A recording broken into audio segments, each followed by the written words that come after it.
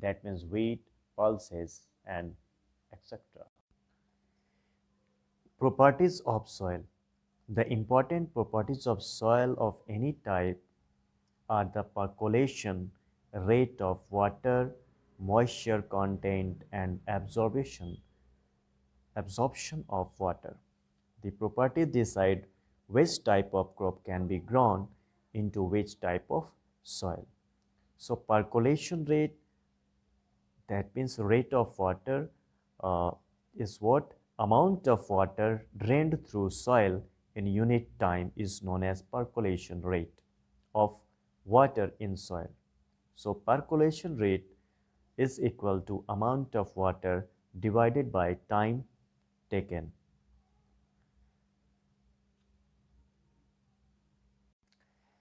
Soil and the crops. Different types of soil are found in different parts of our country. In some parts, there is clay soil, in some other parts, loamy soil, while in some other parts, there is a sandy soil. Soil is affected by wind, rainfall, temperature, light, and humidity. These are some important climatic factors which affect the soil profile and bring changes in the soil structure. The climatic factors as well as the component of the soil determine the various types of vegetation and crops that might grow in any region. Soil erosion. The process of carrying away the topsoil by the wind or by the flowing water is called soil erosion. Soil erosion is what? Soil erosion is a natural process. Causes Causes of soil erosion: large scale cutting of trees, deforestation. Second one is overgrazing in forest. Third one is cleaning the forest to make the land available for farming or for constructing buildings. Leaving the land uncultivated after plowing and tilling. Deep plowing and the forest fires also lead to the soil erosion. Soil conservation. Conserving of our forest land is very important. So soil conservation is what? Soil is valuable natural resource.